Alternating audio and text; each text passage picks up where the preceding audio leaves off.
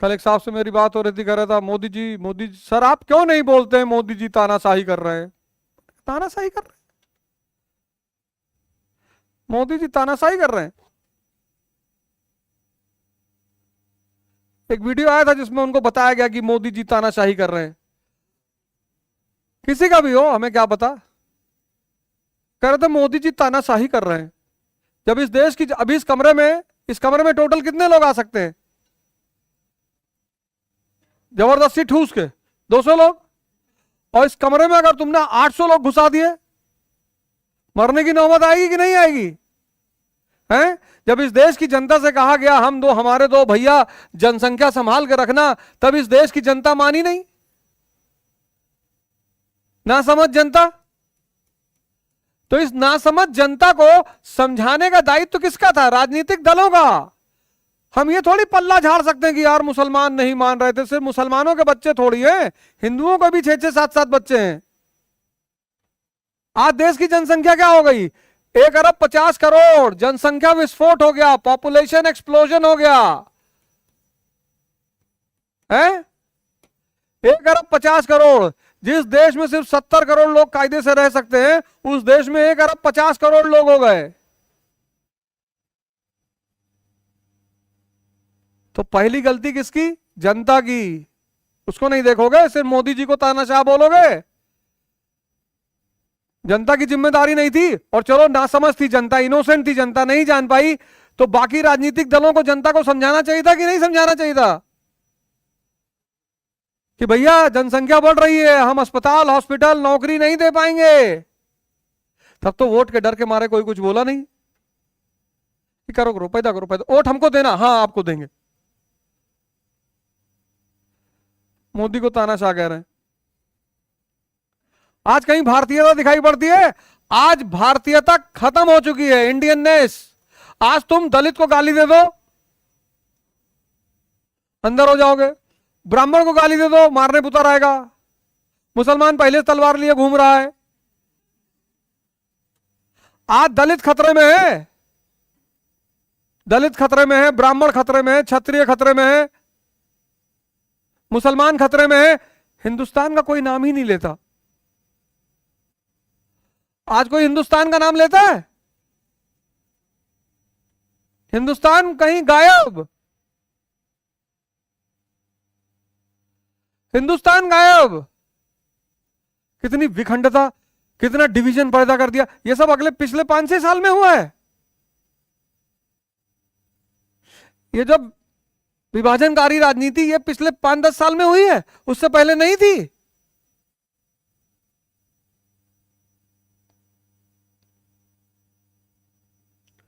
और मोदी तो 14 में आए सत्ता में। इकोनॉमी का बेसिक रिफॉर्म्स क्यों नहीं किया?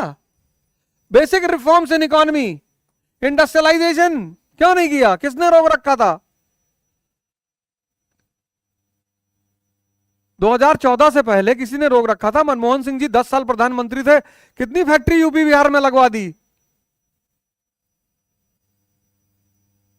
और उसी बीच दुनिया में इकोनॉमिक डिप्रेशन आ गया। पूरी दुनिया डिप्रेशन झेल रही थी, हम भी झेल रहे थे, और मोदी जी के सामने डिप्रेशन के साथ साथ कोरोना भी आ गया। नहीं आया?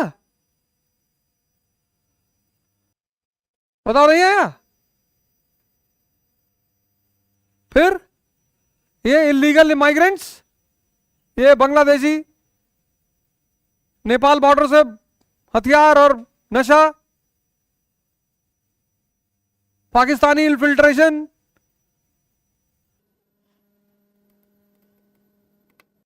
जब सब कुछ बिगड़ गया,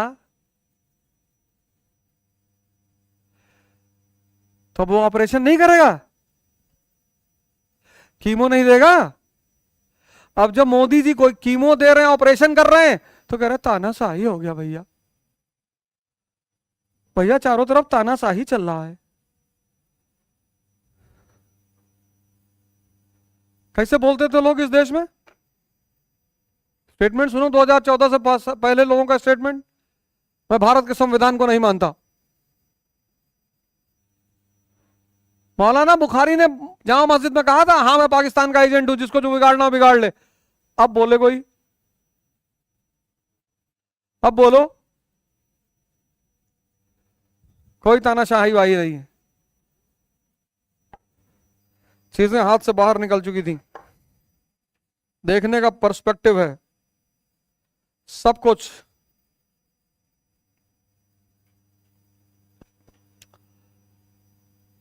ये देखो, ये पॉपुलेशन जनसंख्या विस्फोट तुम्हारे सामने देखो, शमशान घाट में लाइन लगी हुई है, कहे परसों लाना। अरे भैया इतनी गर्मी में परसों कहां लाएंगे? ये इंडिया को गाली दो, कोई नहीं बोलेगा। विभाजनकारी ताकतें इतनी मजबूत हो गई हैं, और ये अभी शुरू हुई है। ये इकोनॉमी का बेसिक रिफॉर्म्स 2014 से पहले नहीं हो सकता था, मोदी ने रोक रखा था।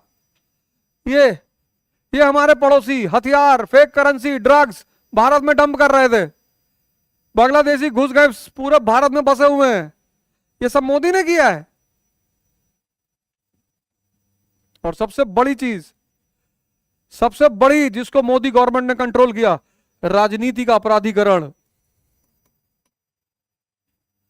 ये चारों तरफ जो बड़े बड़े माफिया बाहुबली डॉन बैठे हुए हैं, ये 2014 से बाहर आए हैं सब।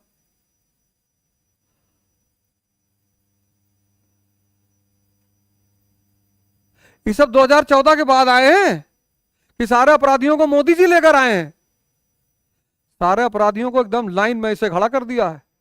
अटेंशन, जी जी सरकार। किसी की हिम्मत नहीं पड़ रही है।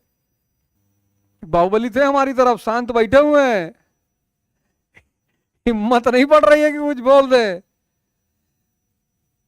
नहीं तो ये सब बाहुबली मिलकर सरकार को ब्लैकमेल करते थे।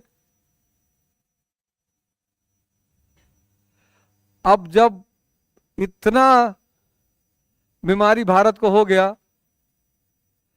तो मोदी ने दिया कीमोथेरेपी, तो बाल तो झड़ेगा, कमजोरी आएगी। ऑपरेशन भी कर रहे हैं, तो लोग चिल्ला रहे, अरे भैया बहुत दर्द हो रहा है भैया। मोदी जी की उम्र 73 साल है, योगा वोगा करके 93 तक खींच सकते हैं, तो 20 साल उनको अभी और रहना चाहिए, और योगा वोगा करना चाहिए उनको। 100-200 बार सूर्य नमस्कार, 200 बार सूर्य नमस्कार में उनकी उम्र घट जाएगी कम से कम 20 साल। ये सब नहीं हो रहा है। तानाशाह कहना बहुत आसान है, किसी आदमी को गाली देना बहुत आसान है, और वो आदमी एंटर नहीं करता ना, ये सारी चीजें इतनी बढ़ चुकी होती, सब कुछ खत्म हो जाता। इलाज कर रहे हैं मिस्टर मोदी।